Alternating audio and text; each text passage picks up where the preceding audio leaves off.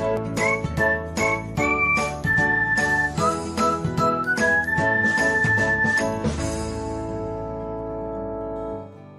everyone, welcome back to another episode of Technologyglance.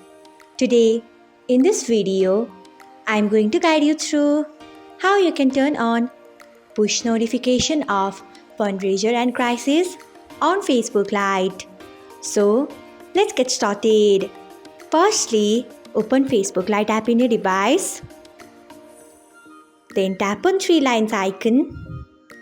Next, tap on settings. After that, tap on notifications. Then scroll until you find Fundraisers and Crises. Next, tap on it.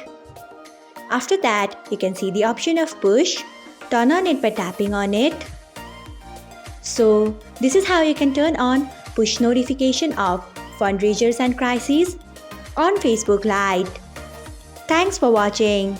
If you found this guide helpful, we would love it if you hit the thumbs up button below. We upload great new tech tutorials like this one every day.